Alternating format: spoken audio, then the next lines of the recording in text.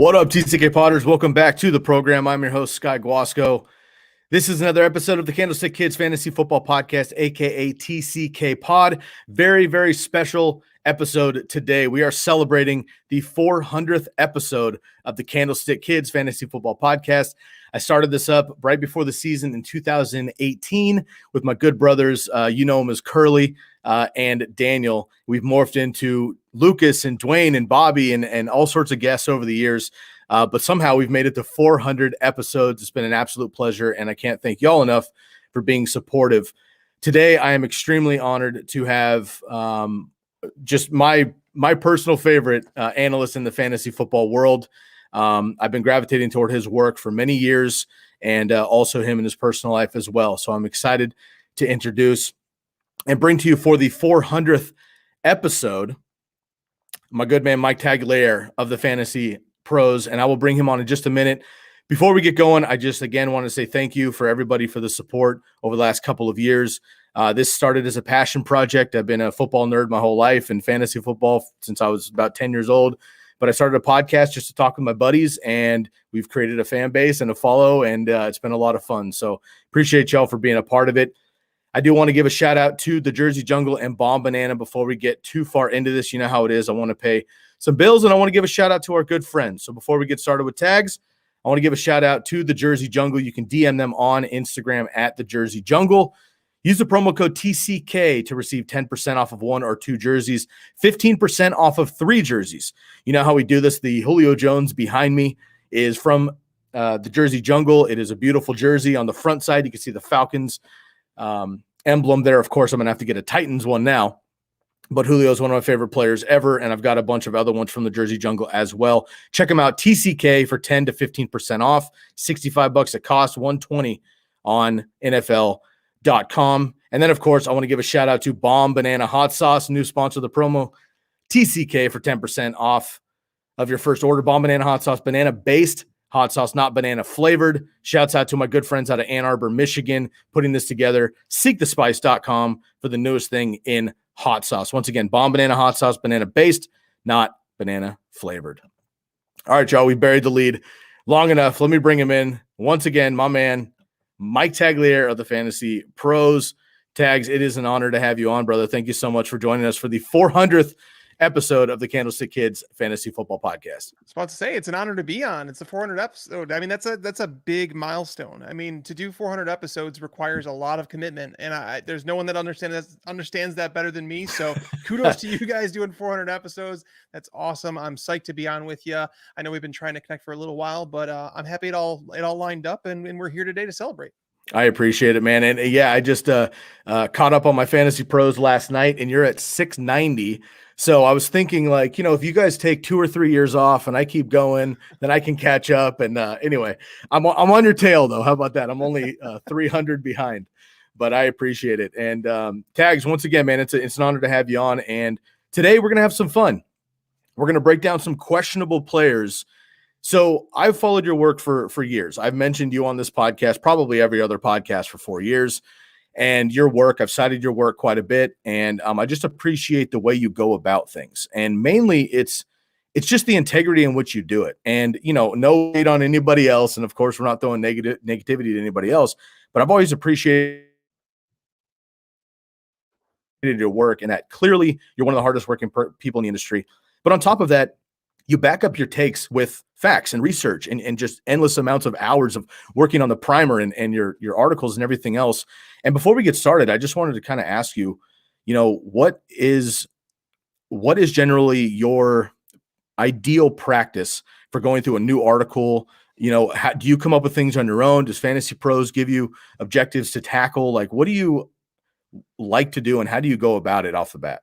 No, when I was hired at Fantasy Pros, it was that hey, we don't have a content team, and we want to develop one, so we need someone to head up that department and kind of create a content plan. So they didn't have anything. So my goal has always been write the articles that I want to read personally. So any questions that I've ever had about fantasy football or football in general, I wanted to write those because I've now been afforded the time to be able to research them. Right, where a small thing like, what is a dynasty draft pick actually worth? A lot of people talk about dynasty leagues and they talk about the value of future draft picks and how much a first round draft pick's worth. I never wanted to take that for granted, just to say, well, people say that this is what it's worth, but does it actually mean what it's worth? So to be able to have the time to go back through, 12 years of data and say, hey, I can find the actual answer to that and tell you the career that you're most likely to get when you trade for a high first round pick, for a low first round pick, for a third round pick, whatever the case may be. I'm able to do that stuff. So it's basically whenever I meet someone, I start talking fantasy football with them. I'm like, is there an article or a question you have out there that you feel like it's not answered in an article? Because I think I've finally gotten to the point where I've written about everything that I've questioned, because that's just how my mind works. But at the same time, that doesn't mean there's other people out there that don't have similar questions, that maybe it's just phrased in a different way or presented in a different way. So I always write about the things that I want to learn about myself as a fantasy player. I love that. And that's a great way to dive into things, because then you're kind of on your own page and you don't necessarily, which is kind of a good thing, I think, is you don't have a reference necessarily on what you're doing. So everything you bring is organic to yourself and it becomes all kind of raw data there. And I appreciate that about you. That's awesome. Well, let's get into some questionable picks here. Again, these are players, and I'll just be totally selfish. 400th episode, I've got you on here. These are players that I'm personally kind of on the fence about. And of course, all these players we're going to mention are great. They're draftable players. These are players you're going to have on your rosters. It's just a matter of when and where you're willing to draft them. And some players I'm more excited than you are about, and vice versa, according to rankings here. So we can dive into this and have just a couple notes on each of these players here as we get through the rest of the show. So once again, if you're tuning in on YouTube or Periscope, I have Mike Tagliere here of the Fantasy Pros. Feel free to jump in the comments if you'd like to while we get going here. We're celebrating episode 400 of the Candlestick Kids Fantasy Football Podcast today.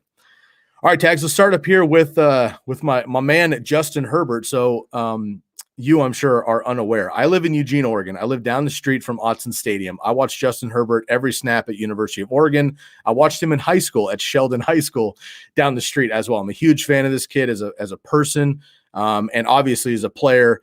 Came out of nowhere last year to people that weren't really paying attention. Obviously, top 6 draft pick, so he didn't come out of nowhere, but behind Tyrod Taylor, comes out and lights the league on fire this year.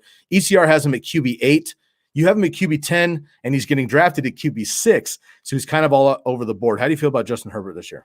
I like Herbert. I mean, what he did last year, what he overcame, by starting week 2 and Tyrod Taylor, legitimately, an hour before the game gets ruled out with a punctured lung, to step in like that and play the way that he did.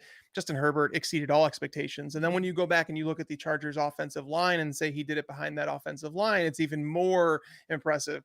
With that being said, he finished as the QB9 last year while throwing 595 pass attempts. That's quite a bit of pass attempts. It was, I don't want to say he was tops in the league, but he was towards some of the league leaders. This is a Chargers team that had a lot of setbacks on defense last year, or injuries. So when they come back, they changed their head coach, Anthony Lynn. Him leaving presents something that's unstable. And when you're spending a quarterback, a top 6 quarterback pick, which is where he's going in ADP, when you're spending something that high, you can't have any questions about the performance that you're going to get. So Anthony Lynn leaving, an offensive-minded coach, now being an offensive coordinator with the Lions, then you have a defensive-minded head coach coming in. I've done studies on this. This is one of those things where I always go back to say, okay, what does it mean when a team switches a head coach? What is it, historically, what does it mean when they change just an offensive coordinator, just a head coach, both of them, whatever? When you bring in a head coach and a new offensive coordinator, on average, the last time I did this study was last year, I want to say offenses average 32 fewer pass attempts on average. Wow. And again, that doesn't mean that can't change, because you have someone like Cliff Kingsbury comes in, he's going to throw the ball more. But in general, on average, that's what happens. So when you have a defensive-minded coach coming in, it's something you do have to worry about. This defense was built. They have playmakers on it. They probably want to run the ball quite a bit. They did draft another running back to add to their stable of running backs. I just feel like there's question marks surrounding Herbert, not necessarily the talent, but more so who he's going to be throwing to. He loses Hunter Henry. Mike Williams and Keenan Allen have had troubles throughout their career staying healthy. There's really no depth behind those guys. Yeah, they drafted Josh Palmer, but really we don't know a whole lot about him. Jared Cook coming in because of Lombardi's offense. I don't like Jared Cook very much. So it's just there's so many moving parts with Justin Herbert. It presents a level of instability that I really don't want when I'm picking a quarterback that, again, when you're taking him at QB6, you're relying on him to start pretty much every single week. I just don't know if we're there with Herbert just yet. Okay, fair enough. I appreciate that rundown. I'm excited about the offensive line. They did increase the offensive line a little bit this year, which I think will certainly help. And hopefully the Chargers have had a tough time on defense the last 2 years being injured. So if they're healthy, coming back in. But I agree with you. One thing that I am confident about with Justin Herbert as far as learning a new playbook and getting used to a new system, which can really tank rookies and younger quarterbacks. We saw it with Alex Smith, of course, number 1 pick, and he had 7 offensive coordinators in 8 years with my Niners. It was really tough sledding for him. Justin Herbert had 4 offensive coordinators at the University of Oregon as well. So he had different playbooks every single year, essentially. So he's able to kind of take that, and also a very, very bright kid as well. All right, let's move on to Jalen Hurts here. Last year only played a few games, of course, and then was mysteriously benched at the end there. ECR QB 10. Tags, you have him at number 9, and he's getting drafted at 10 as well. So you're pretty much right on par. I just want to get your take here on Hurts. He's someone that I'm close to on par, but so it's almost like back to the Lamar Jackson thing. Remember when Lamar Jackson broke out, where we knew that his passing wasn't really up to snuff going into that MVP season? Everybody talked about it, but we also talked about his mobility and what it presented as a fantasy asset. When I did projections this year, Jalen Hurts came out as the number 6 quarterback. Now, am I going to rank him number 6? No, but it's similar to what Lamar Jackson did back then, because he was being drafted, if I'm not mistaken, around the QB 15 range in that year, but some people were calling him a breakout candidate. Some people willing to take him as high as probably QB 10. Jalen Hurts, some people are willing to go up to QB 6 to draft him because of the rushing upside. You add Devontae Smith to this offense, all of a sudden it's like Nick Sirianni comes over. Is the Frank Reich playbook, is that what was working for the Eagles when he was there? Was it, Doug Peterson seemed to bring this offense down. There's so many things that are everything was negative going towards Jalen Hurts last year. He didn't have any wide receivers. His coaching staff was trash. The offensive line was injured throughout. So when you say, all right, there are variables, there's things that are changing similar to Justin Herbert, but all the things that are going for Jalen Hurts are positives. There's nothing negative that can come from that. Nick Sirianni can't be any worse than Doug Peterson was for this offense. The offensive line can't get any more injured than it was last year. The pass catchers are certainly better than they were the year before. Jalen Reagor should be healthy. Devontae Smith, again, coming into the league, this guy is the most pro-ready wide receiver. You can talk about his weight, you can talk about all those things, but there's upside here. Dallas Goedert, another year into his career, they're probably going to move on from Zach Ertz, but in reality, it all comes back to the rushing upside. So him, projections QB 6. Okay, I get it, but at the same time, am I willing to rank him that high or draft him that high? Probably not. But if you want to tell me you're going to draft him around QB 8, I have no issue with that. Yeah, and if he hits that ceiling and he has that rushing upside that Lamar has, and Kyler, we know that obviously will amplify him.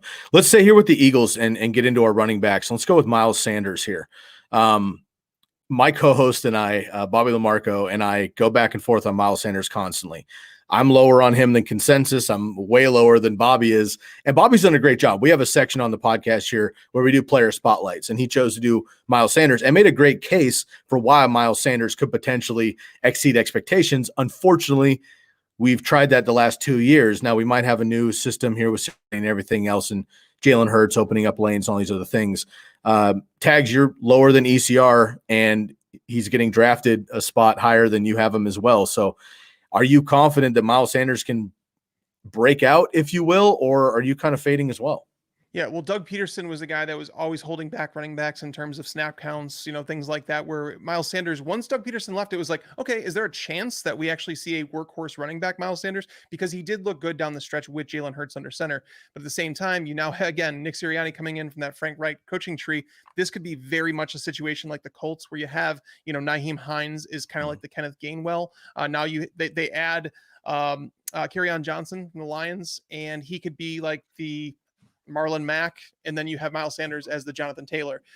There's a reason that Jonathan Taylor is falling in my rankings a little bit, just because of the coaching philosophy and the way that they use running backs. Everything the Eagles have done to this point with Nick Sirianni there as the head coach now screams that they want it to be a timeshare. Kenneth Gainwell was the best receiving back in this draft class, and it really wasn't even all that close in my opinion.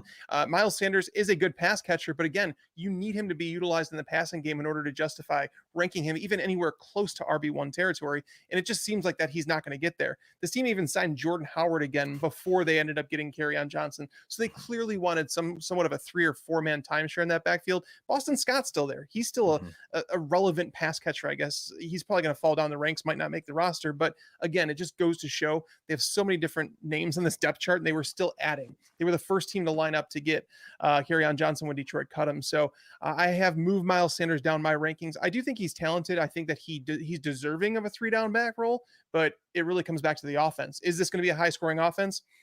I don't really want to go there just yet. But even when they do have a chance to score, Jalen Hurts might be one of the better goal line running backs, quarterbacks, Right.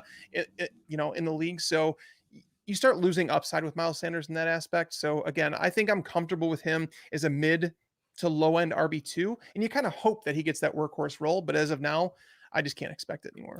Yeah, I agree with you. And when they started, I mean, Jordan Howard doesn't scare me necessarily. We'll see if he even makes the team, but he's at least been in the franchise a few times. Kerryon Johnson, again, I don't think anybody can trust him at this point. Unfortunately, he was one of my favorite players in his draft class coming out of Auburn, but he's just been beat up, obviously.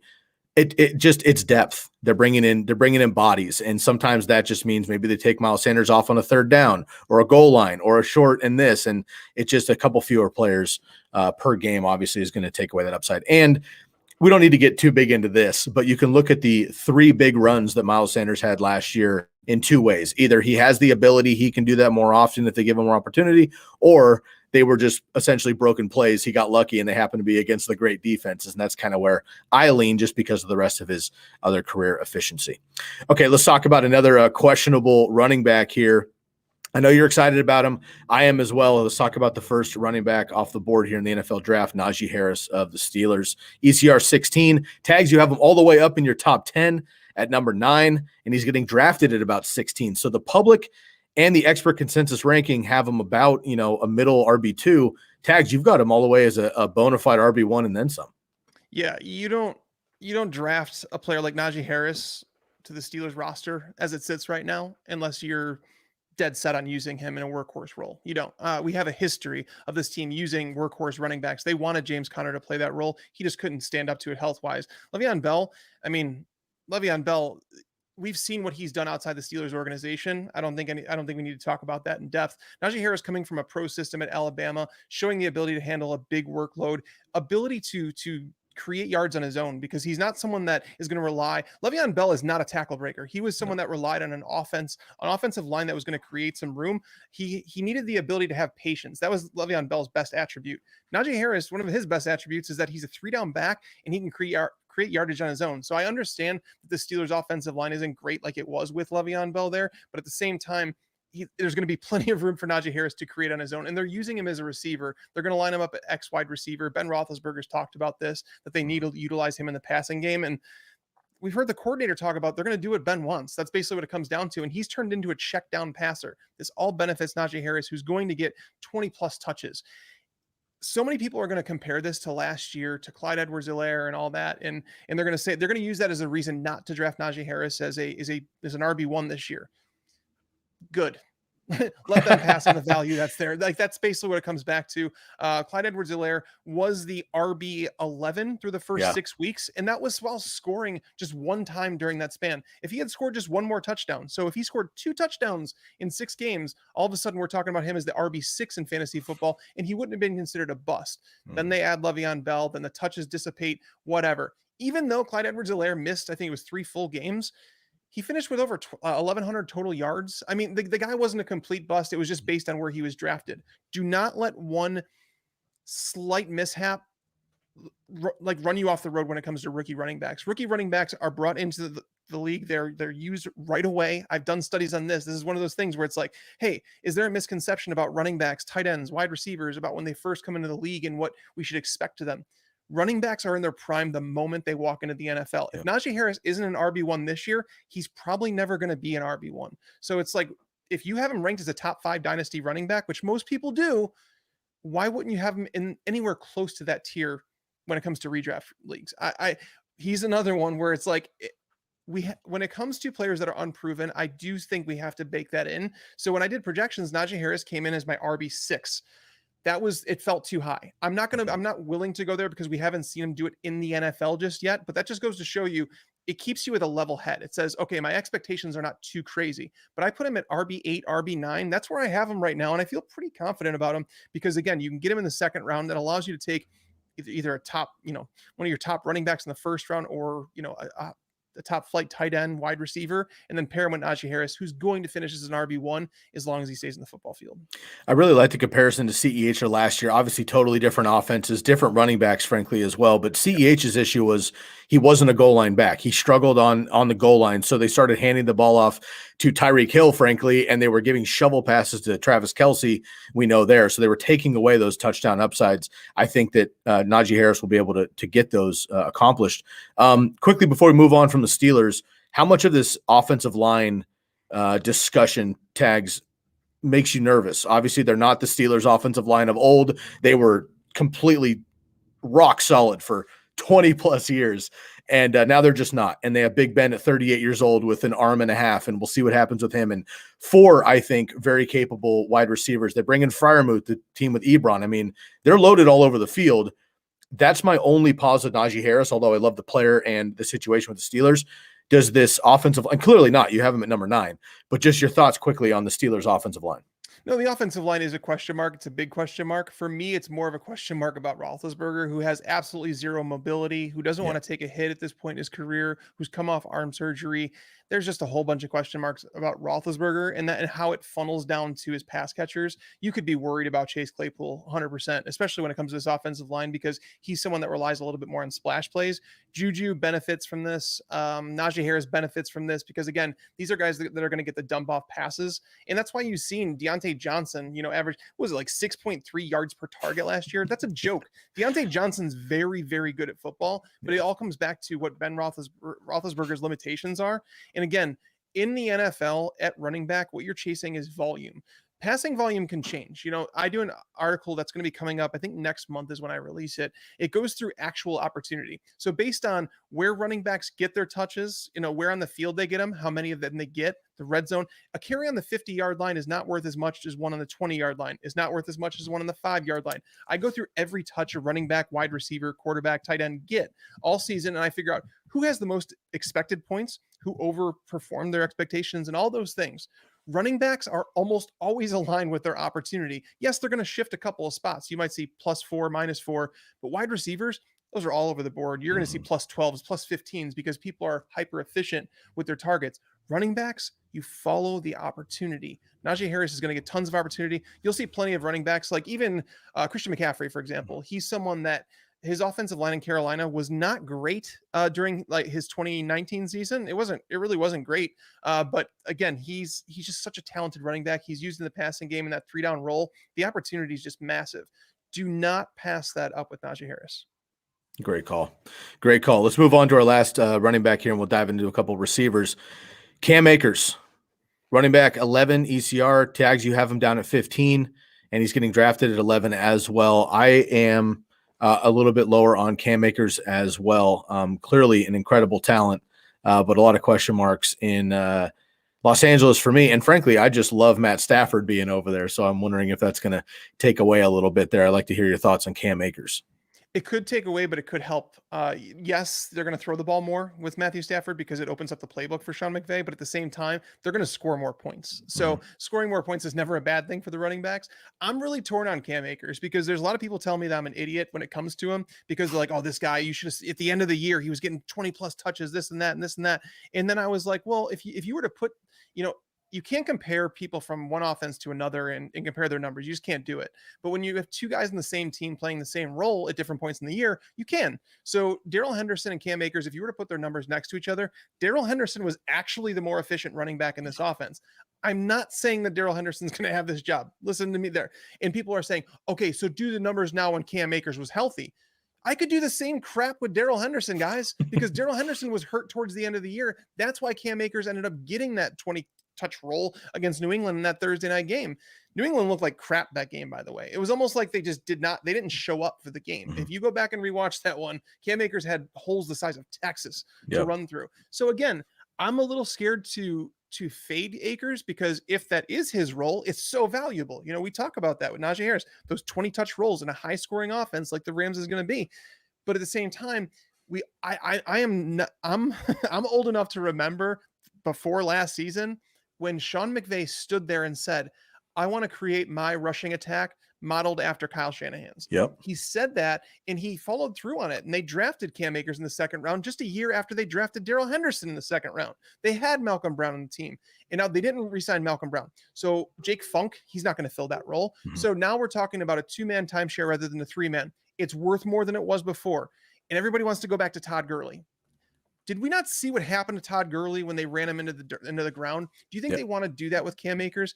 I don't know. Like, there's a lot of question marks about this, and I do want to be attached to Sean McVay's offense because I think now with Stafford there, you're actually going to see what he's capable of doing with an offense and not being limited by Jared Goff's arm strength. But when it comes to drafting a running back, as a top 10 option where some people want to do it with Akers, I just feel like you're ignoring that there could be some potential blowback from that just based on what McVay's wanted to do and what he was forced to do last year because the running backs were just injured at different points of the season.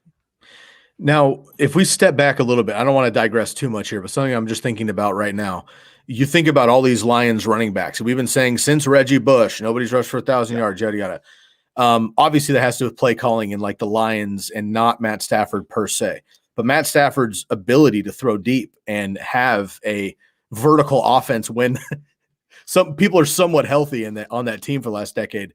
Do you think that at all takes away from Akers again? Because we're going to dive into Kupp and Woods here in just a minute, but I did my player spotlight. I just mentioned Bobby did his on Miles Sanders. I did one recently on Matthew Stafford.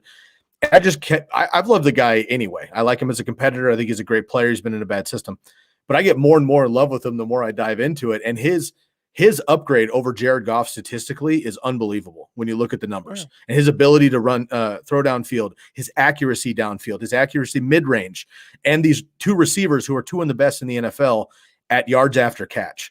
So they're obviously going to run the ball. And if they want to be the 49ers, then the 49ers run the ball arguably, some of the best in the NFL. So I could see that happening, but that drives me away from Cam Akers a little bit. I like him as a player, and I think he definitely has huge upside if he can score. But Todd Gurley was amazing, but he caught a lot of passes for a running back, and he scored a ton of touchdowns. I don't see Cam Akers scoring that many touchdowns. So a back-end RB1, sure, but I think the hype on him right now is getting a little out of hand in redraft, in my opinion.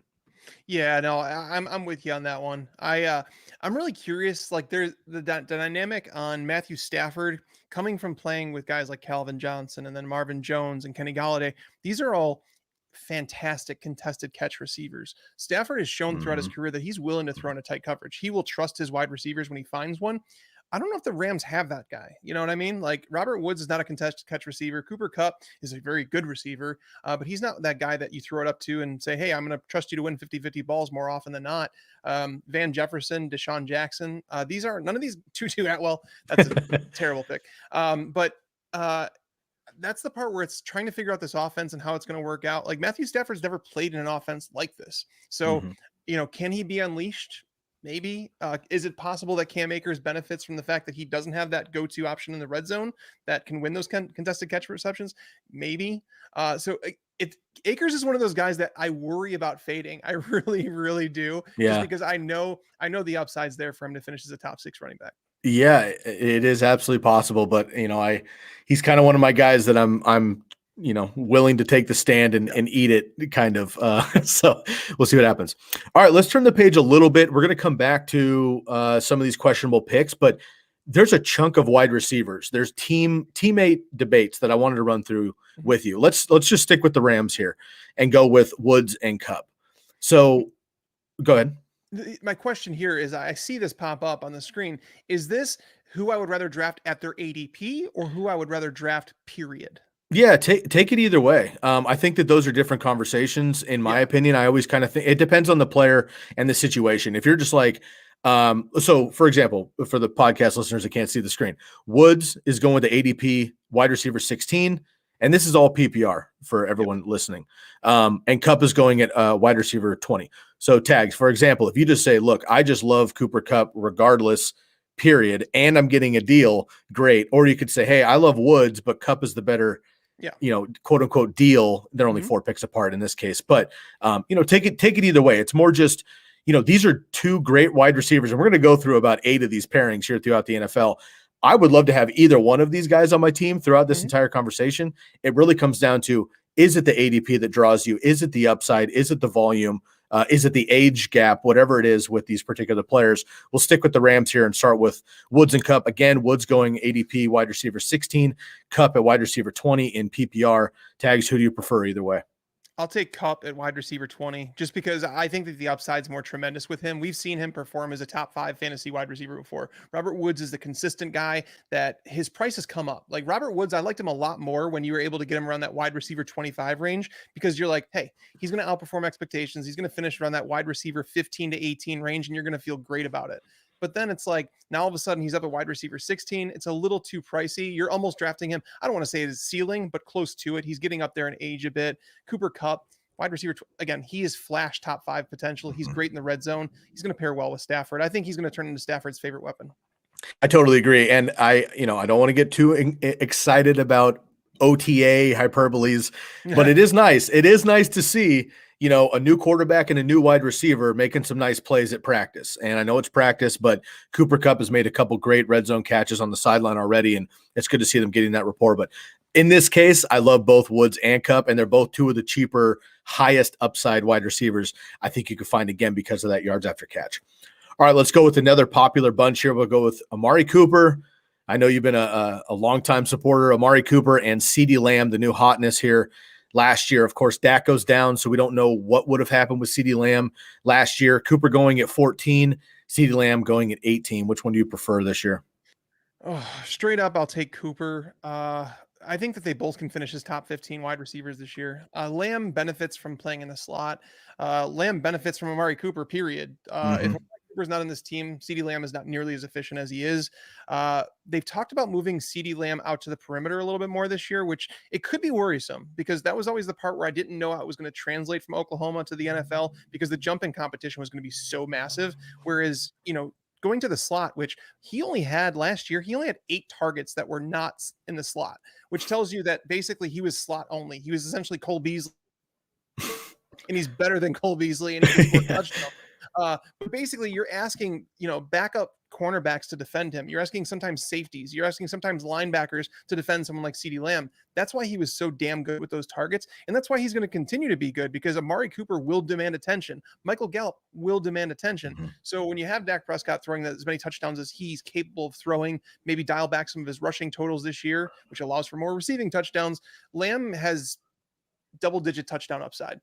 So therefore, he can easily get into that wide receiver 12 conversation, like the top 12 wide receiver conversation. Whereas Amari, ever since he got to Dallas, people think that he's like this big boomer bust wide receiver because of his Oakland days. It's no longer the case. Amari Cooper has been so consistent ever since he's gone to Dallas that he's a borderline wide receiver 1. That's basically where he's at. So he's the consistent one that you could rely on kind of just week in, week out, whereas CeeDee Lamb's more of the upside pick. In Dynasty, you lean Lamb? Yeah, and Dynasty is definitely Lamb, just because he's so early in his career. And Amari's still young. What is he, like 26 maybe? I mean, he's like, it's insane of what he accomplished, how young in his career he was. But we don't even know where Amari's going to be, because there's no way Dallas is going to be able to carry the contracts of these guys.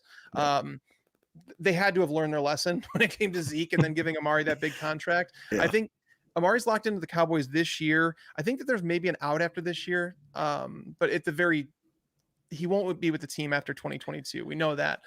So again, you have to kind of factor that into your dynasty ranking. So it's definitely Lamb in dynasty. One wide receiver that you've stood up for recently, which I appreciate because I love him and I loved him coming out of Clemson, is Mike Williams. So I think everybody's forgetting about with the Chargers. We're not going to dive into the Chargers and Mike Williams on this particular conversation, but I wanted to bring up another wide receiver that I was super bullish on coming in. He's been great when he's had the opportunity, but he's kind of forgotten about in this bunch. And you mentioned him, Michael Gallup.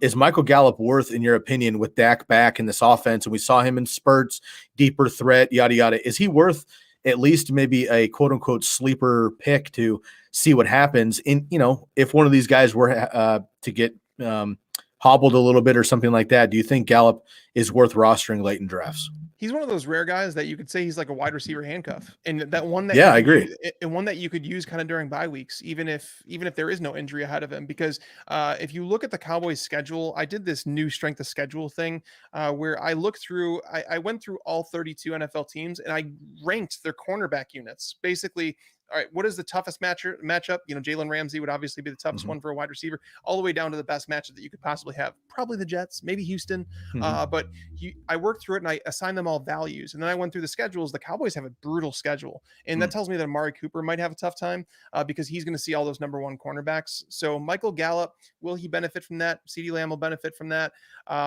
Amari's good enough to beat those guys on his own because he is that talented. But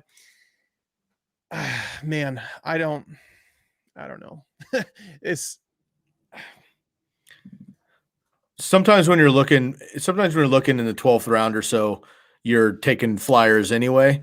And Mike Williams is definitely a guy that you've mentioned. And I've loved his play. He just can't stay healthy. But Michael Gallup too. I mean, again, like even Andy Dalton, we saw one particular game and then a couple other deeper throws. And I know there were like single plays and maybe they're flukes and all this other stuff, but he's a hell of a wide receiver and he's a good athlete. And Dak, I think, coming back will have more fluidity with him. And he's just somebody that I'm kind of just like, why not have a wide receiver 6 if some of your other guys get injured or bye weeks, as you mentioned, a rare wide receiver handcuff. He's just someone that I think people have just completely discarded. And I just wanted to get your opinion on that because I still like the player and the situation, I guess. Wide receiver 52 in ADP. Like I just looked at that. I just wanted to see where he was going, just get a feel. Cause like sometimes they followed that far and I'm like, did I have the great, he finished, I think as a top 40 wide receiver last year with Dak gone for the majority of the year playing with, rotational quarterbacks. Michael Gallup's in a career year, on a contract year. Yep, so exactly. Another thing that you could think about is if the Cowboys, if their roster doesn't turn into what they hoped it would be this year, maybe if they're not a contender, maybe you see Michael Gallup traded around the trade deadline. I think that's possible because they're not going to be able, again, he's another guy that they're probably not going to be able to afford to keep next year. So you have to start looking towards the future. I do like Gallup. He's been kind of the field stretcher for this team, oddly enough, which really wasn't his role in college. He was kind of a do-it-all receiver, I guess. But at the same time, I never envisioned him to have over 15 yards per reception in the NFL. But that's what he's doing with Dak Prescott. And if he's going to continue playing that role, he's going to have some splash weeks. You don't want to rely on him every single week, but having him on your bench as a wide receiver 4, that would get a massive bump if there were an injury to Lamb or Cooper. Absolutely. Awesome. Good. I'm glad. I just either wanted to hear you say that or like, no, Sky, you're crazy. But that sounds better. All right, let's move on here. We'll get back to the Steelers and we'll go with Juju and Claypool. So obviously Deontay Johnson is a part of this, but in my opinion, and correct me if you feel differently, Deontay Johnson's in a league of his own with these 3, and then it's going to be Juju and Claypool. And Washington is the 4th, but he's another guy that I think could be like a deep 15th rounder. Why not pick? But that's maybe a deeper conversation. But Juju and Claypool here, Juju Smith-Schuster, wide receiver 27, and Claypool going right behind him at 29 here. How do you feel about the other Steelers, not Deontay Johnson? If you're drafting for stability, it's Juju. If you're looking for a potential breakout candidate, Claypool. I think Juju's the idea of him being a top 12 wide receiver with Roethlisberger ever again. I just don't think it's going to happen. As for Claypool, can it happen? Sure, I guess, but I don't love it. In a vacuum, I think Juju's the better pick just because I think I'm getting more safety with him. Claypool, I'm losing my faith in Roethlisberger by the day in terms of him getting older, losing arm strength, watching as the year went on. I went and looked through his stats as the year progressed. It wasn't like a steep decline in terms of stats, in terms of what I thought it was, but I remember watching all the games and I watched them and Roethlisberger he got worse and worse to the point where it's like, this team really had to consider whether or not that he was going to be under center for them in 2021. But the thing is, they really had no other options. They didn't have a high draft pick. The backups in the team, they're terrible. So they almost didn't have a choice, but if you watch the end of the year, over the final quarter of the season, Roethlisberger just looked done. And again, these wide receivers, I did a study that it hasn't come out yet. It's going to come out next month, but I'm kind of working through all my spreadsheets right now. And I know I'm kind of like rambling here, but I went through, I talked about, what targets are worth from the 50, from the 20, the 10, the 5, and all that stuff. And based on where targets take place, who they're coming from, every target has a different value and what it's expected to produce. The Steelers were one of the worst teams in the NFL when it came to how their team produced. I'm gonna pull it up real quick just so I can tell you. Sure. Pittsburgh's pass catchers in general, when you add in the running backs, the wide receivers, the tight ends, and you kind of look and say, what should they have scored fantasy wise? Well, they should have scored 81.7 more half PPR points than they did. They were the 7th seventh worst team in football in terms of points over or under expectation. The teams that are close to them are Washington, Philadelphia, Wow. Denver, Chicago, the Giants, and the Bengals. So it kind of goes to show you these were all teams that had bad quarterback situations, and it goes to show that Ben Roethlisberger is severely dropping off. And that number, if I were to go back and do it only the second half of the year, I would assure you that it'd be worse, because he definitely got worse as a quarterback. So I don't want to be associated with the Steelers as much as I thought I did. Deontay Johnson's going to be really good. You might be able to buy him at a discount in Dynasty after this year, but again, the quarterback situation is that's what's going to hold back this team. Do you think they go with Haskins moving forward, or do you think they just start over?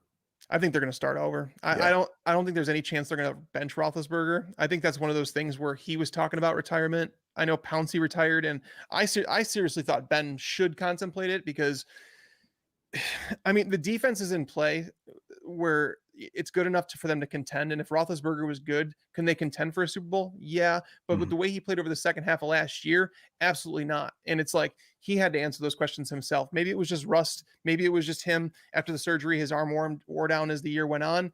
But whatever the case is, I mean, I don't want to say I was surprised to see him come back, but the Steelers, I wasn't shocked to see them say, we're going to bring him back, just because they don't have any other options. Haskins ain't it.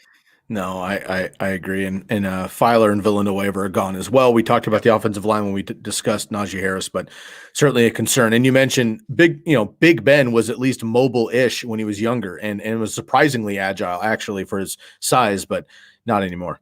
Yeah. All right, let's move on to another non-mobile quarterback, but it clearly does not matter. Let's go with Mike Evans and Chris Godwin here. Evans going at 13, Godwin at 17. Now, this is redraft PPR. I was actually surprised at this ADP, because Godwin seems to have the hype, but Evans clearly had a great stretch throughout the playoffs there with Tom Brady coming back and the entire Bucs team looking to go back-to-back here. How do you feel about the Bucs wide receivers?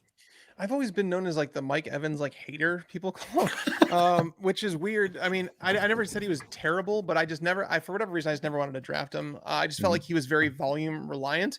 But I watched a receiver that grew last year in terms of maturity levels. Like Mike Evans grew as a wide receiver with Tom Brady, and I watched it happen as the year went on. And unfortunately, Chris Godwin didn't have the opportunity to grow with Brady because he was hurt for the majority of the beginning of the year, middle of the season.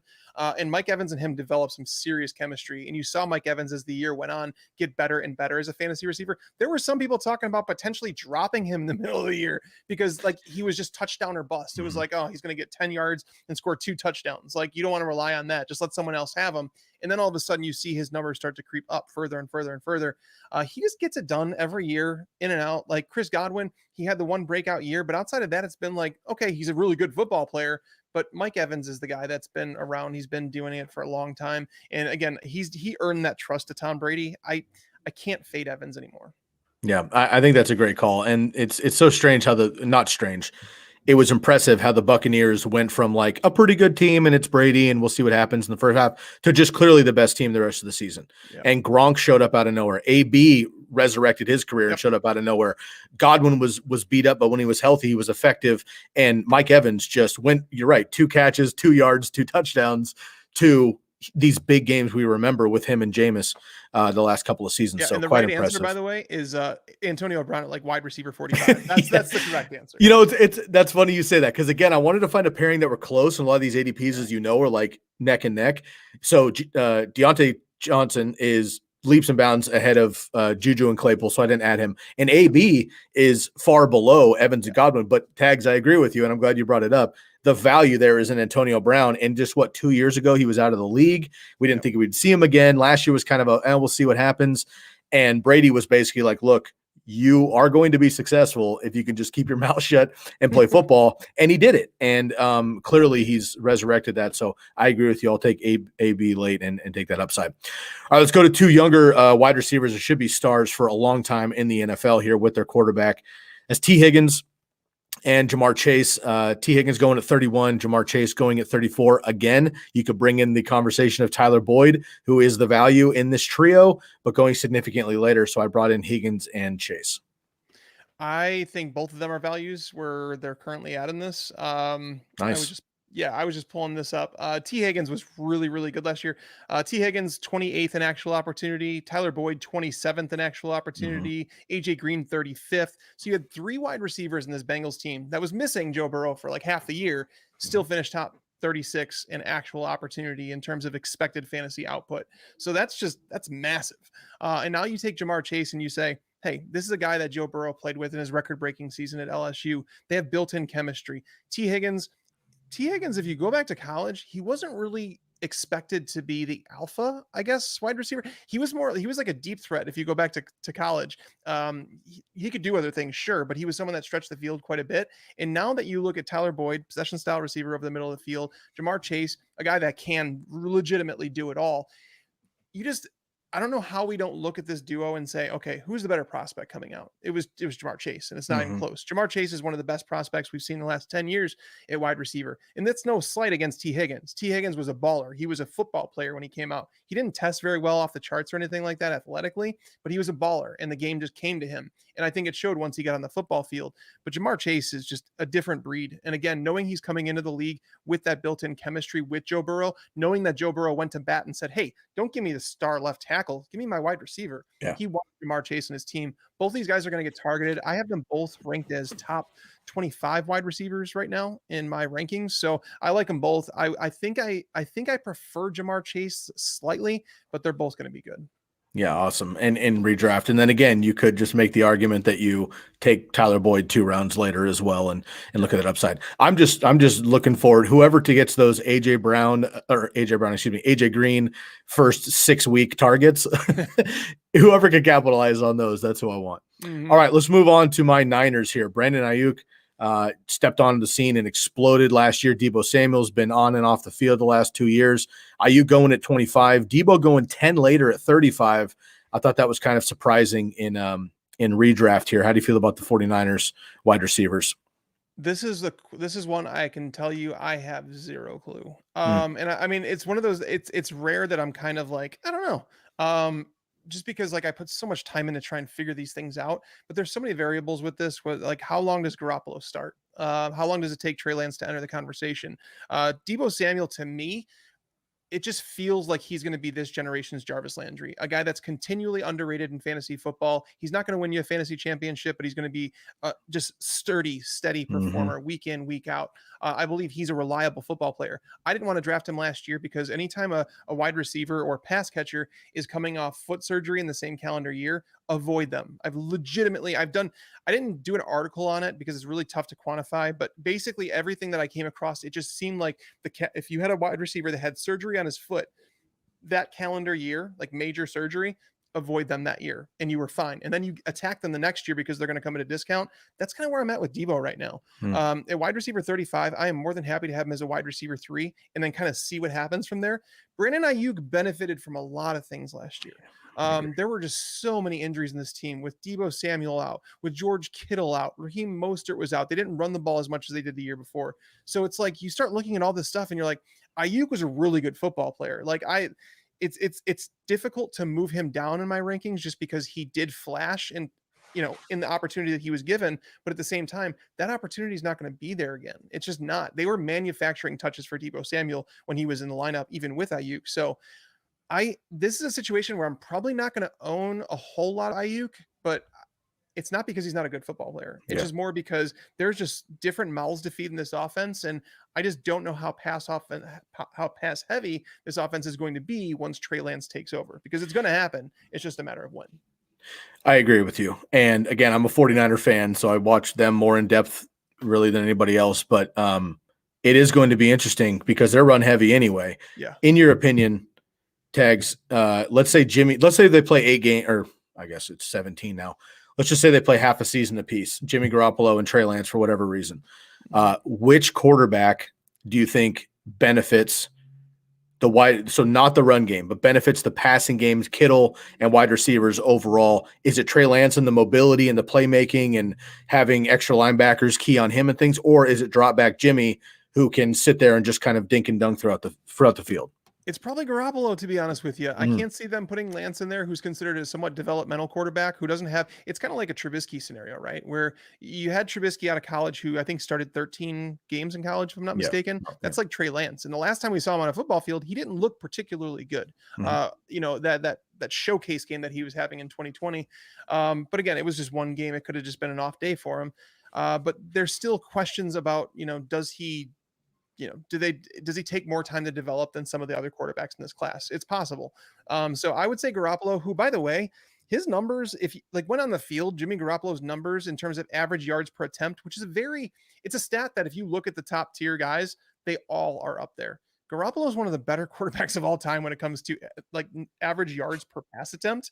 He's been very efficient. Now, again, he's not flashy, but you don't need flashy, and that's it. For your wide receivers, you don't need that. But for a fantasy quarterback, you obviously do. But I would say that Garoppolo probably benefits the wide receivers a little bit more, whereas Trey Lance would benefit the run game and just the overall potential of the offense, I guess. But I don't think there would be as many pass attempts. Yeah. Okay. Let's move on to the Broncos here, and then we'll get into two more, and then we'll move on.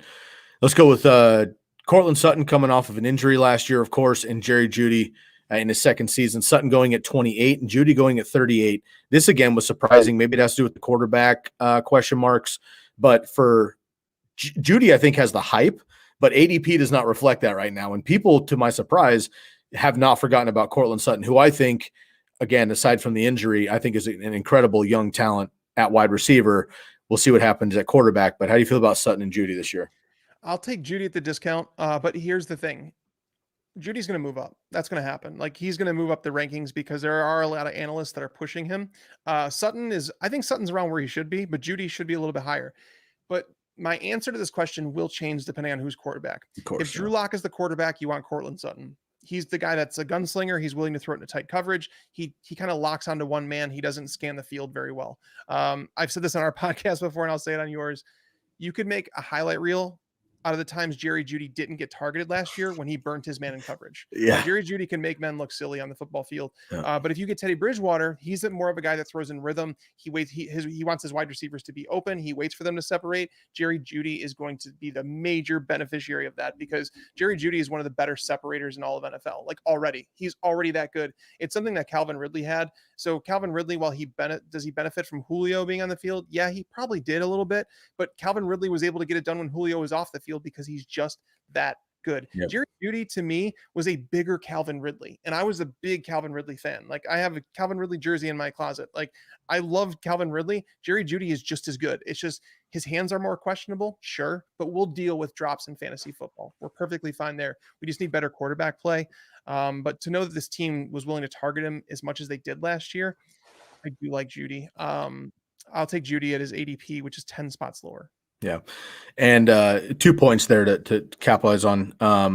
First of all, Stephon Diggs, when he came out and he was kind of overshadowed by Adam Thielen early days in Minnesota, people kept saying perception, and all these other things were kind of saying this kid is quote unquote Antonio Brown worthy in running routes. And people were like, okay, this kid's not Antonio Brown.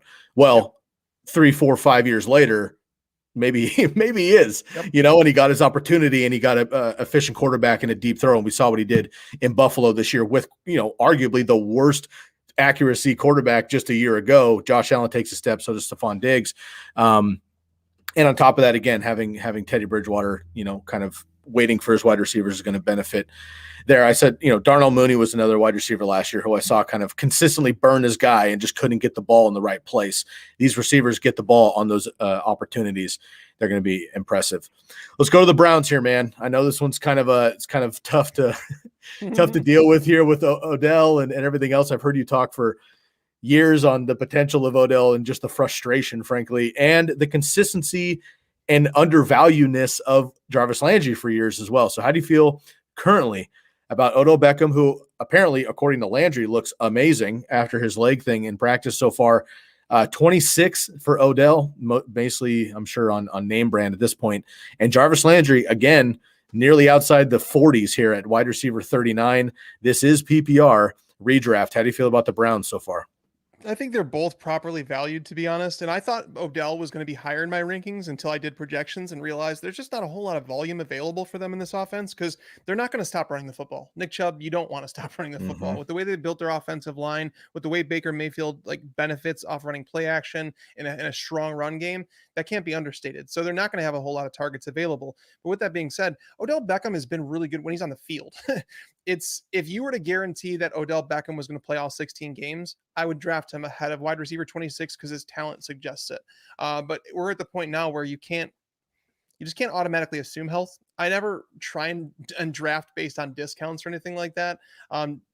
Injury discounts, because I don't think you can predict injuries. I just think you're playing with fire at that point.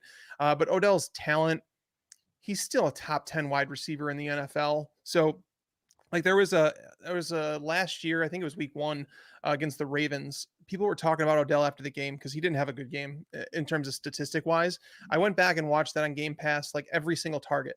And I said, go back and watch it, guys, because I promise you it's the same player that we've always known. Like he's the same player. He's getting open. Baker was terrible. Baker was awful for the first month and a half in Kevin Stefanski's offense. And then it was like Odell got hurt and then Baker started to grasp the offense more and more. They played through a couple bad weather games, but at some point you have to say, was it just Baker getting more accustomed to the offense, not comfortable in it?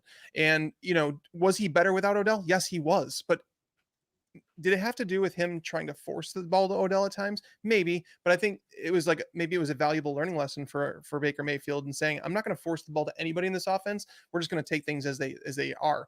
And I don't think Odell's going to draw the attention that he used to from defenses. I think teams actually have to worry about the run game here. They obviously have Jarvis Landry, a guy that can get stuff done in his own right. So getting Odell as your wide receiver 3, I'm on board with, because again, he's your wide receiver 3. You're no longer drafting him with one of your top 3 or 4 picks. You're drafting him, maybe in the 6th round, 7th round, is a guy that even if he doesn't pan out, you are not going to lose your fantasy league because Odell Beckham didn't pan out. But if he becomes OBJ, that could be a league winner, you right? can help win it for sure. Yeah. That's the idea. When you make any draft, any pick in your draft outside the 1st or 2nd round, because everybody's being drafted at their ceiling essentially at that point. You want to have some built-in equity. And by drafting Odell as a wide receiver 3, you certainly have some built-in equity. I like it. This one is not a teammate debate, but it is one that I want to hear your opinion on here. Calvin Ridley and AJ Brown. They're going back-to-back in ADP, wide receiver 6 and 7, of course, on separate teams.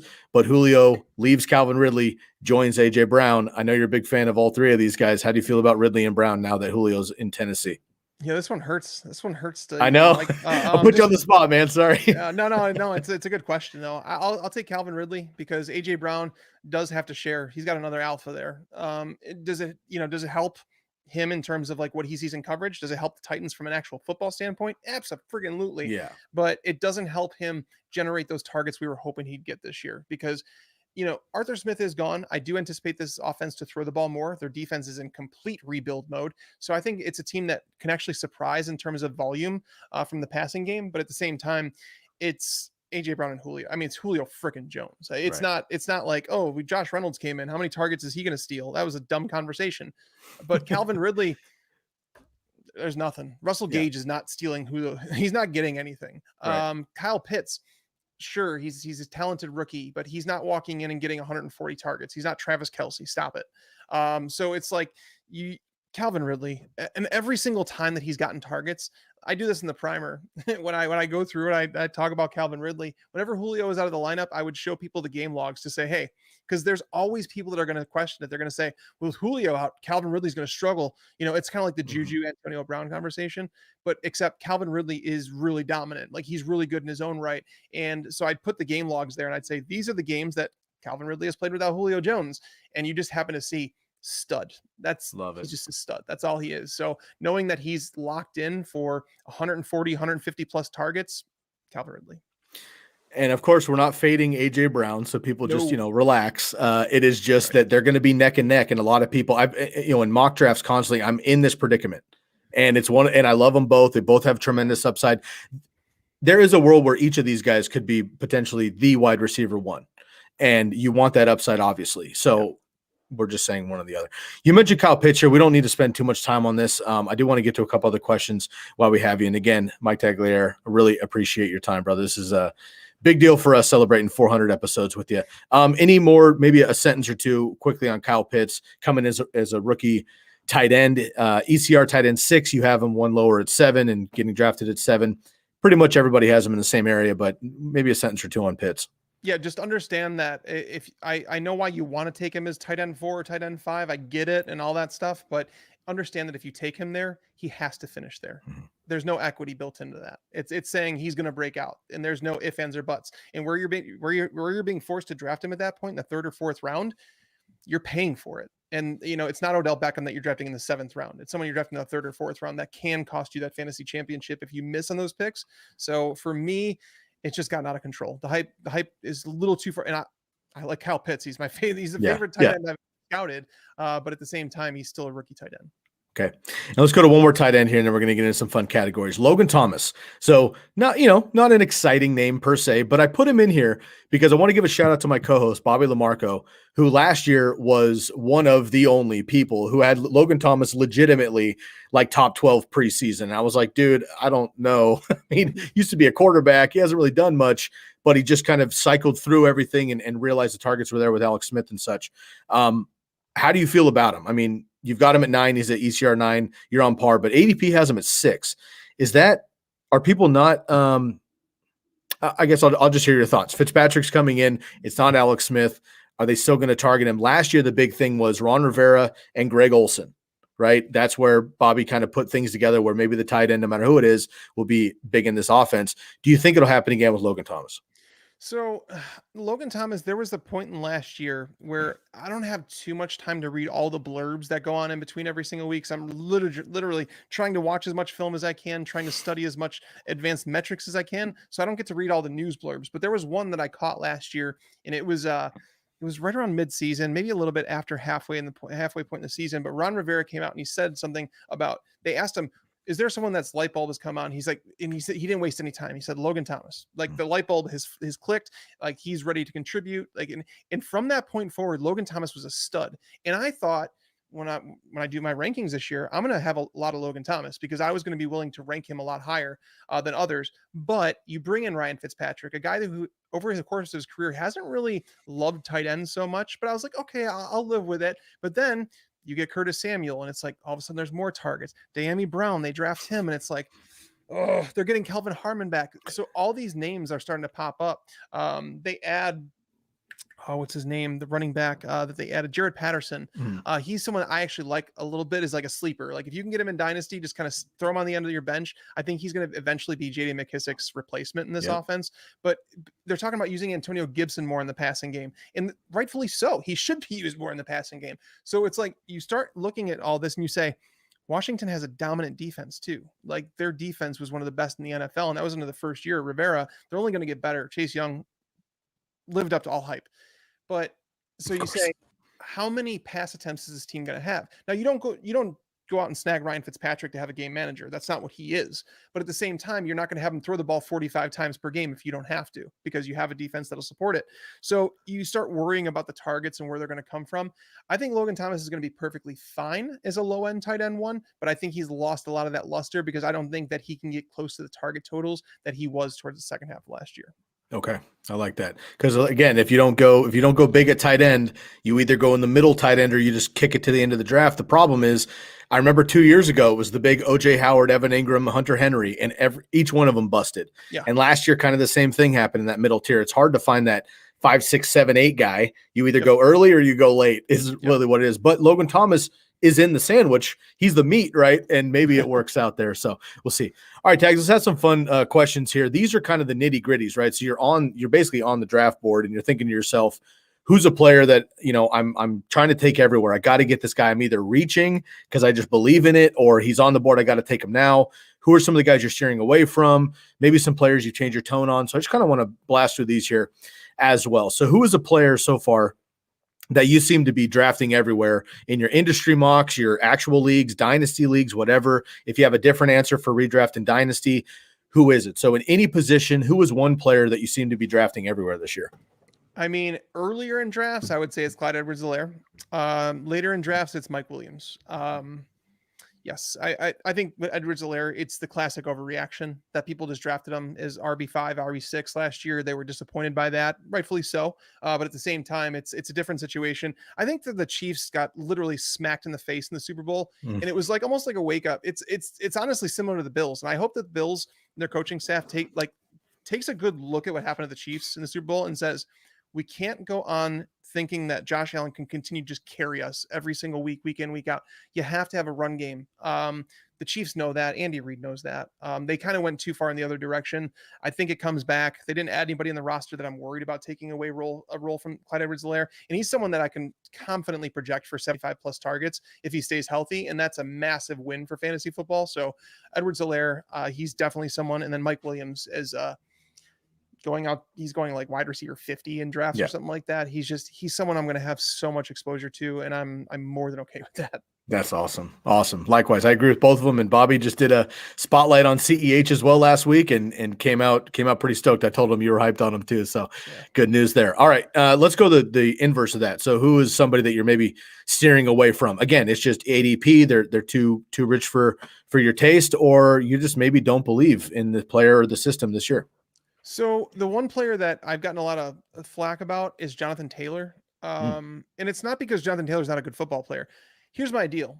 Jonathan Taylor, I think Nick Chubb's more talented than Jonathan Taylor, but they're similar running backs in the terms of what they bring to the table, right? They're really heavy in the 2-down skill set. Can they be used in the pass game? Sure. Are they going to be used very heavily in the pass game? Probably not, because of the surrounding talent. I just want to know why everyone is willing to say David Montgomery benefited from a late season schedule, but they're not saying the same thing about Jonathan Taylor. I've been beating this drum for the past couple months, and I don't know why no one's listening. Because the first 10 weeks of the season, I had people legitimately questioning my ranking, saying, why do you even still have Jonathan Taylor in there? He should be dropped. He was droppable. Yeah, exactly. Yeah. So, and then all of a sudden, it's like things change. At that time, after 10 weeks of the season, which included, I think, 1 or 2 performances from Taylor, Jonathan Taylor was the RB19. David Montgomery was the RB20 at that time, after 10 weeks of the season. All right. Taylor finished the year as the RB6. Montgomery finished as the RB4. Again, everybody talks about Montgomery and the easy schedule he had. Well, listen to this. The schedule that Jonathan Taylor had, he played against the Texans twice, the Packers, the Raiders, the Jaguars, and the Steelers, who, by the way, were decimated by injuries at that point. It was a good game. Again, I'm not taking anything away from Jonathan Taylor, the talent, because I think he is talented. I was drafting him last year thinking he was going to be the starter over Marlon Mack, which wasn't even going to happen. We learned that week 1. So it turned out to be a terrible call that ended up working out for me in the end. But still, Jonathan Taylor just not enough involved in the passing game. I have him as RB11 right now. People are telling me that I'm crazy because of that. He's probably going to finish better than that. But it's more about where I would draft him. Like, would I draft Najee Harris over Jonathan Taylor? Give me a reason I shouldn't. Is it the offensive line? Because we could talk about offensive lines and like looking at running backs who finished as a top 5 running back with a bad offensive line. We could talk about guys with a top 5 offensive line that finished in the trash. It all comes down to actual opportunity and what they're going to get. So Jonathan Taylor, like the player, hate where he's being drafted in the middle of the first round. But if you want to go a little bit further back, as someone that I'm probably going to stay away from, Kenny Golladay. I like Galladay. I don't like Daniel Jones at all. Oh, okay. When it comes to, I talked about that stat in terms of opportunity that pass catchers get and what they scored over under expectation. The Giants pass catchers last year scored over 100 points less than they were supposed to because Daniel Jones is just not very good. And unfortunately can't hold on to the ball. No. All right, Tags, I got a couple more questions here from you. I did want to give a shout out again to my co-host, Bobby, who's been helping me out here recently on the podcast. He had a question for you. Anything new that you found this year in regards to analysis? So again, it's no secret. You're one of the hardest working dudes in the business, and you break things down just beyond the average Joe, which we all appreciate.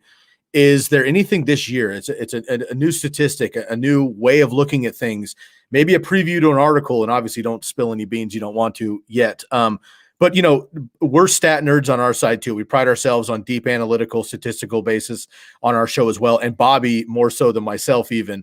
So is there anything in particular, new stat or a new way of looking at things in 2021 that you've come across that you hadn't before? It's so tough because I've been doing this now this is my 6th year doing full-time football. So I've kind of done the articles that I really, really thought about that. I was like, hey, how can I do this? And um, the one that I've been talking about on the show this time around is the expected fantasy output in terms of where the touches took place, where the targets took place, how much was expected there. And this is the first time I've really broken it down by a team measure. And there's certain stats that you go through and you say, okay, well, there's outliers in every stats, yada yada. But if you see the best players like if you figure out a metric and you see the best players at the top, the worst players at the bottom, you're kind of like, okay, this is probably a pretty good stat in terms of like measurability and like, can you rely on it?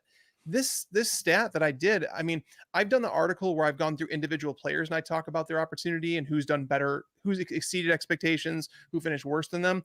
I've never done it from a team standpoint, and I'm doing that this year. So I went through that, and it's highlighting some things like Ben Roethlisberger basically has fallen off a cliff, and he's no longer considered a positive. Mm. Because like the teams that were the best in this metric last year, which were the Packers, Aaron Rodgers, the Vikings. Kirk Cousins is continually undervalued as a passer. Houston, Deshaun Watson, him leaving would be a massive deal, or not playing, which seems likely. Kansas City, Seattle, that's Patrick Mahomes, Russell Wilson, Josh Allen, Tom Brady. Those were the best teams. Ryan Tannehill's right there too. But then you go to look at the worst teams, the Giants, the Bears, the Broncos, the Eagles, Washington, Cincinnati was there. So I didn't break this down with and without Joe Burrow. So this could be a negative towards Joe Burrow. If I go back and look at it and say, all right, well, it just depends. It doesn't help that AJ Green, I can tell you this. This is like a preview inside that. AJ Green scored 63 fewer fantasy points than he was supposed to in 2020, which heavily contributed to that number. So we don't want to take too much into consideration there, but basically trying to find, if you find a quarterback that's towards the bottom of those stats, it's not so much on the receivers at that point. You're talking about a much greater sample size. And the Giants were one of those teams. Like the Giants, I'm going to pull it up real quick just so I can tell you, because I remember looking at it and I was like, holy cow. So every single pass catcher on the Giants, I'm talking about running backs, wide receivers, and tight ends, every single one of them, except for Dante Pettis, scored fewer fantasy points than they were expected to based on the volume they received. Wow. And Pettis only scored 15.6 fantasy points. So it was very, very small sample size. But to know that every single player on the team, that's a quarterback problem. That's not a skill position player problem. That's a quarterback problem. Wow. That's awesome. And I'm looking forward to diving deeper into that.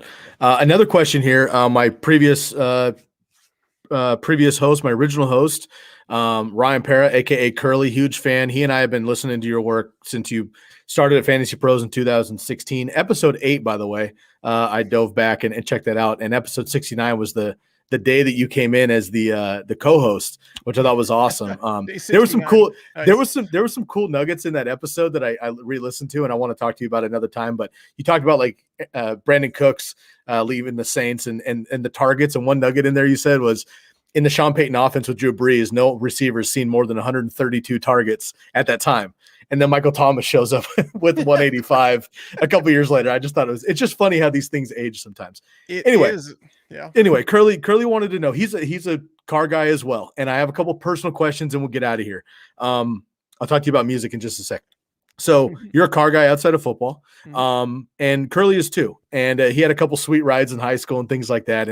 And honestly, I'm not as much of a car guy, but he was curious kind of what got you into cars in general. Is it buying and selling? Is it car shows? Is it racing? Is it souping up? Is it building, restoring? What got you into cars in general? And what is maybe your favorite part of just having cars in your repertoire of hobbies? I mean, it's so weird because I was not raised around cars. Like my family was not a car family. You know, my family was a sports family. And if you know anything about sports families, a lot of them aren't into cars. It's almost like NASCAR and like drag racing, like NHRA families and sports families do not coexist. They don't. Yeah. So it was funny. So I the only thing that got me into cars was almost like I'd watch movies and I'd see a car that was rear wheel drive. And seeing it fishtail around a corner, I just thought it looked cool, you know, as a kid. And I grew up thinking that. And I always try to talk my dad into, I'm like, hey, buy a Ferrari, buy a Lamborghini. I'll wash it for you every single day.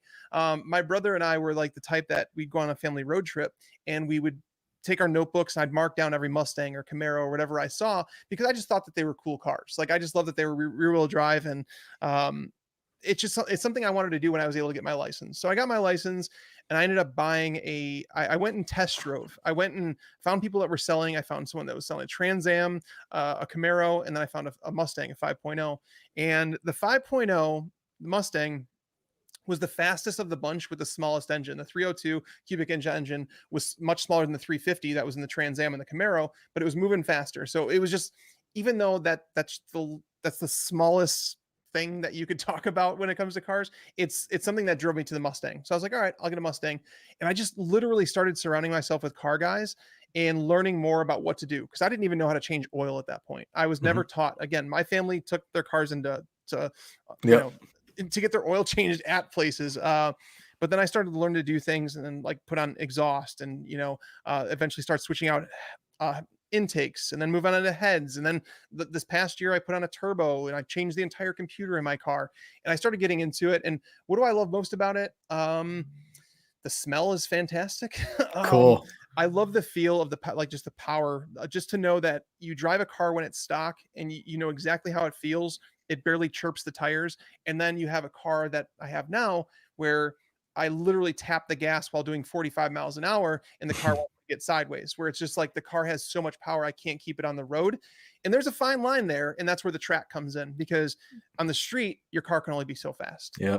It doesn't matter how wide the tires you put on there. It doesn't matter how much weight you put. It doesn't matter. It doesn't matter suspension, because again, on the street, it's just not going to hook up. But then you go to the track and it's like, this is where you can actually see the gains of everything that you've done. So know that a stock Mustang 5.0 at the track, driven stick by a professional is going to go 14.725 mile. Well, if mine's going to do 10.9, I've taken legitimately 4 seconds off that car by myself. Wow. Bringing it down the track. So my goal, like this car that I have now, it's a 10-second car. My goal is to get into the nines. So I could just say it's single digits. But after that, it just becomes a headache. I know guys that have 6-second cars, and to go 200 plus miles an hour in 6 seconds is fun. Like I'm sure it's a whole lot of fun, but at the same time, those guys in between their track runs, it legitimately takes them 2 hours to get ready every single run, because they have to get the car up in the air, check the rear end, check the suspension, change all the spark plugs. It's just so much work that's the part where I think I would lose the love for it. But for right now, it's a fun hobby where you can measure how far you've come. Wow. That's really awesome, man. Thank you for breaking all that down for me. I can tell your passion for it. It's really cool, man. It's really cool. I appreciate that. Another passion of yours, and we're getting long in the tooth. I'm gonna let you go here in a couple minutes. Another passion of yours, and the passion of mine outside of fantasy football and doing these shows, is music. I've shared my story on the podcast a few times, but I've been a nationally touring reggae musician for 10 plus years around the country and played hundreds of shows and done a lot of cool things. You and I share a band, and I was a huge Korn fan in middle school and growing up when they came out with Follow the Leader in 98 and Life is Peachy and Self-Titled before that. Just curious, you have one particular story that I think is cool. Your primer, which we don't even have time for me to get into, which I want to talk to you for like an hour about the primer, but we'll save that for another time. The primer somehow connected you with going to see Korn at a show. Can you give me like a 2-minute version of that? Yeah, it was one of the coolest stories of my fantasy football career. And it's so weird how the primer did that.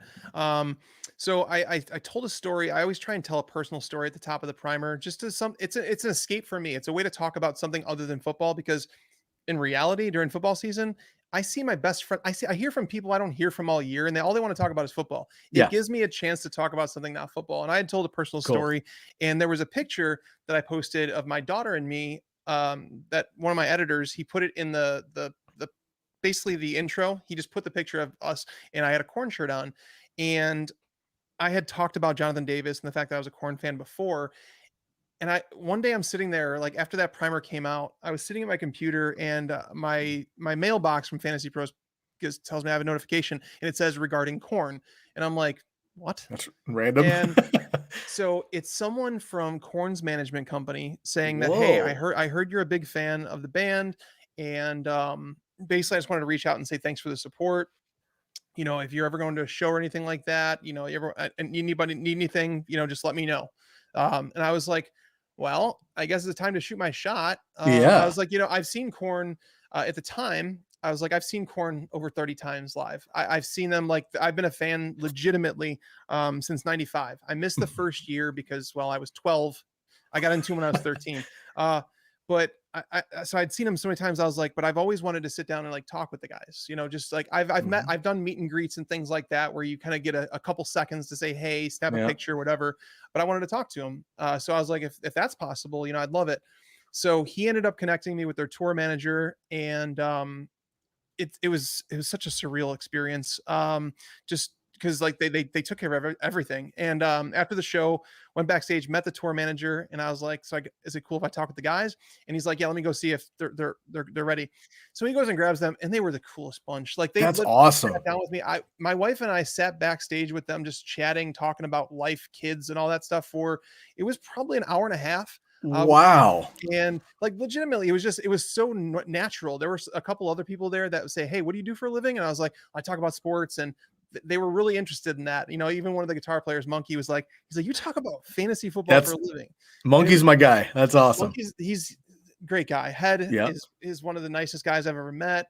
But they were all great guys, and they literally just took the time to just sit there and talk with us, and like literally ask me questions about what I do, how I knew Mark from the management company and all this stuff. And it was just, it was surreal to be backstage with guys that I really looked up to growing up, while I was growing up, it's been over 20 years now.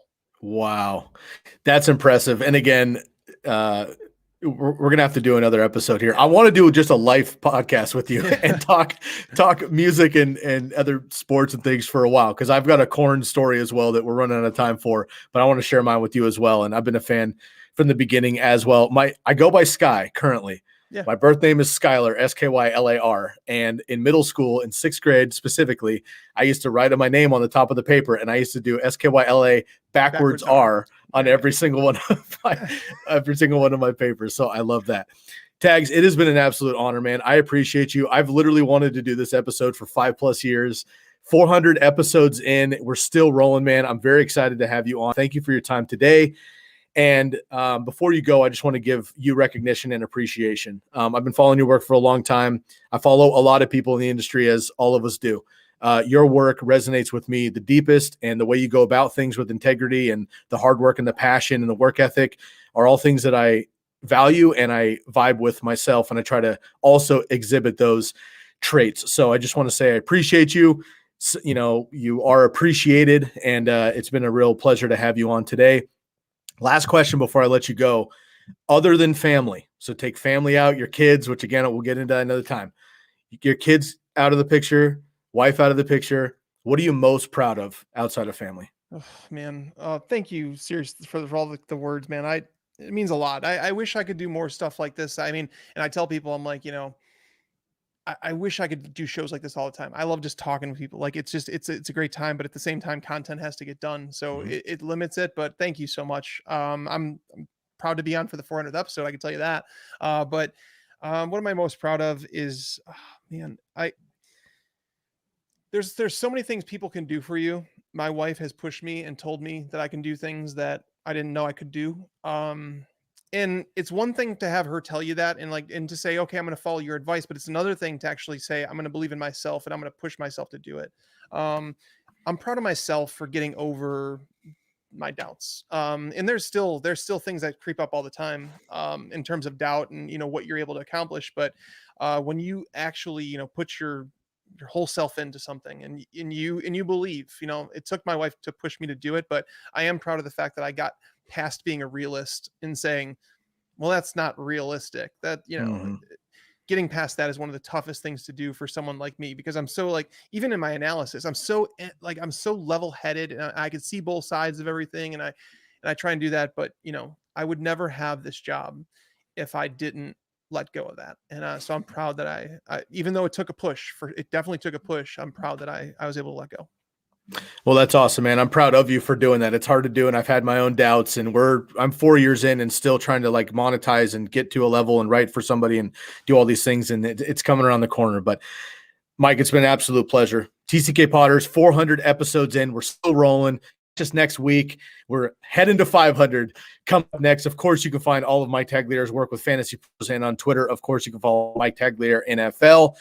It's an absolute pleasure. Mike, thank you for your time today. And we'll have to do this again some other time, man, because I have a whole nother couple hours of conversation to have with you, brother. I appreciate you so much, man. Have a great rest of your weekend. And I want to be the first to wish you an early happy Father's Day.